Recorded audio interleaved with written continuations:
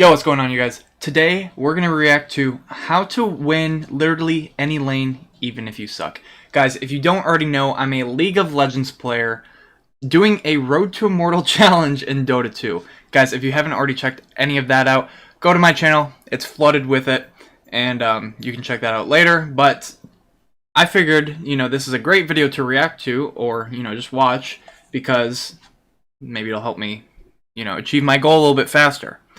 And I'm assuming this is not going to work in like the highest ranks. It's probably some like cheese strat, as you would call it.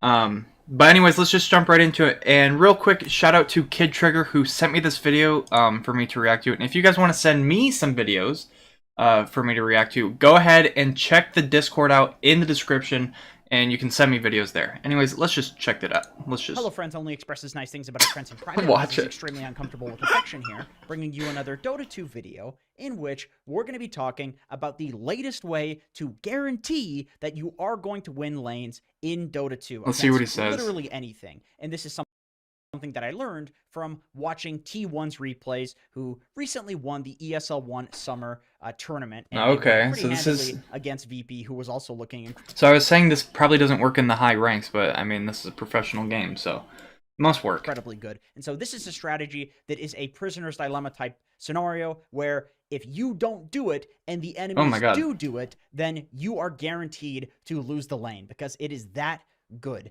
Okay, so here we are in the very first game of VP versus T1, and we're going to be taking a look at Zephyr's player perspective, but this is something that both Whitemon and Zephyr do, and they will do it in both side lanes, not just the off lane. It really just depends on how important they think this is for their lane. And all right, let's find out. Most of the time, at least one of T1's lanes will do this, which is really cool, and I totally understand. And chain blocking the enemy camp that they want to pass, buying sentries, and chain blocking the enemy camp that they want to pull. So here we can see in Zephyr's... Wait, isn't that just what I learned yesterday, or that we were talking about? If you guys haven't already checked out my most recent Road to Immortal, I had an Immortal viewer, and one of the things we were talking about is, spamming sentries in the enemy jungle. And that's what he just said that they do. Inventory. He started with 2 sentries, 1 observer ward, and he is rushing out to the camps to block them. Yeah, okay. So that's the level 1 strategy I should be doing. Oh my god. It's so weird. We were just talking about this yesterday. And people will do this and do it with a smoke of deceit, so that way they're not scouted while this is happening, so that way they get out to lane quicker. But in this game, he decided he didn't need the smoke of deceit. And also, it's worth noting that the reason he has 2 sentries instead of 1, I think 1 sentry is all you need. Oh, whoa, he put it in like the... That is hard to find, too. That is so tricky. Because the enemy team has Doom carry, and so he's trying to block the hard camp so Doom can't eat creeps from it. But once again, Zephyr walks over. So let's see where he puts this one. Possible, as soon as the game starts, places the sentry ward distinctly to the left of this camp. Oh my... I would be... I mean, even though he's showing me how to do it here, I'm actually kind of scared to actually try that. Like, it's barely in. This dude is no joke. This is like some TAS speedrun type of warding. This is incredibly important because of the next move that Zephyr is about to make. So he walks over, and he places a scouting ward that is going to see... It's going to see this pull happening if it does ever get off. But with that being said, if we click on the sentry range of this, oh yeah, it actually is in there. We can see that you would have to place a sentry ward directly here, get this right on the edge of it, and still you're not going to see this ward. So wait, that's so... Okay, this is kind of broken because he's right. Like, you have to get... That's why he's so close to the box. Because you have to put the... Like, you don't want to block the camp, but you have to... Whoa, this is some pro warding. This sentry ward, or he has vision of it because of this ward. Zephyr grabs a rune. Typical stuff so far. And what happens next is very important. Immediately on the courier, Zephyr sends out a salve and a sentry ward. The salve, that's a totally different thing. I mean, that's a good concept on its own. Overbuying regen. What he's doing is he knows that with this sentry ward in the camp, what's going to happen is this guy right here is going to walk over and deward it, whether he sees that it's blocked and then he dewards it, or he just guesses and he dewards it. In any case, there's going to be a sentry left on this camp, an enemy sentry. This guy is going to walk away from the camp, and then if Zephyr already has a sentry in his inventory, he can walk over and then re-block this and use the blocking sentry to deward the other sentry. And so it's this game of cat and mouse where if you have momentum on the camp, if you're the first person that placed the ward, you have the advantage. So you can see here. I just gotta say, like, how would you even... If I was the... Well, I mean, they're pros, obviously. They're, like, waiting for this type of thing, but... Like, the silencer guy, like, how would he... Like, in my game, like, I would never be like, oh, there's probably a ward on the very line of this camp. Like, I would never think... I would never think of that. It was dewarded by Kingslayer, and so Zephyr walks over while he's busy in the lane doing regular laning stuff, and then he gets the block off again. And then what happens next is exactly what you would imagine. After the pause... we will see on the courier.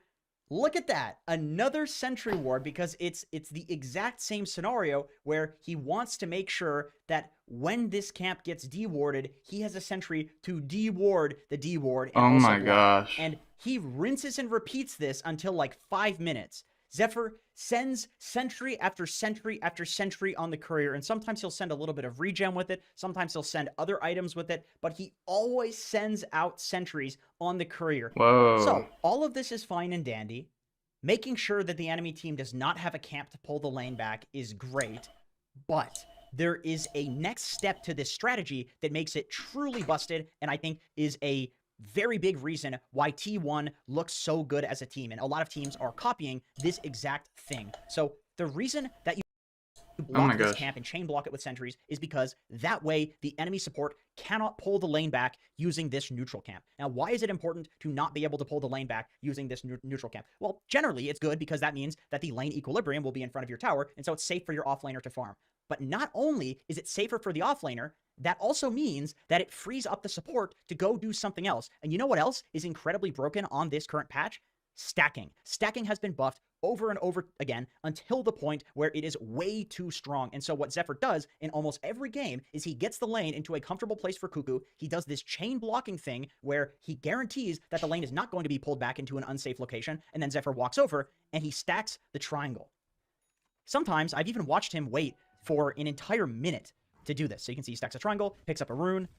If the rune was not important, if the rune was already dealt with by the Venomancer, or they just didn't think that it was super necessary to go grab that, he would have stacked the Ancients as well. And once again, this is something that T1 does in almost every single game. So this is obviously a dank pro strat because T1 won ESL, so that's kind of a given. But does this work in pubs?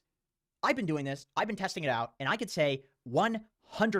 It works better in pubs because people are way shittier at dealing with the camp being warded than they are. Yeah, this is actually broken. I'm gonna be doing this.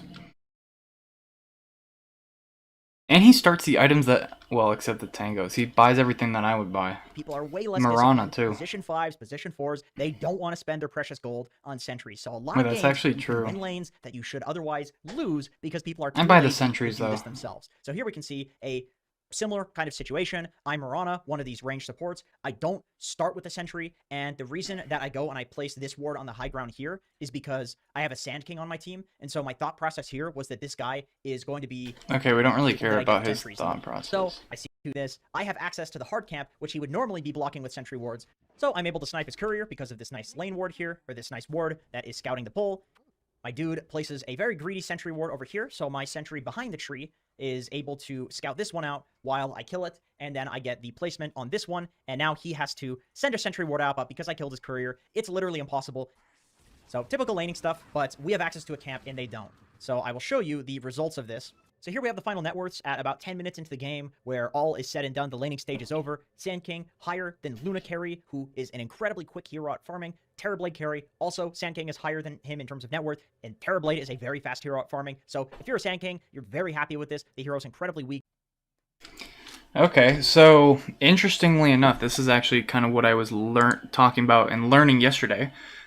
In my Road to Immortal episode, the Yamzi, the Immortal player, viewer, he was talking about how he will just like fill up his inventory with sentries and just go in the jungle and he will just like straight up die and then clear it, like, but it'll end up being worth it. So I think it's actually kind of funny that we were talking about the exact same thing. It just didn't happen to be a pro match. Anyways, guys, that's gonna go ahead and wrap it up.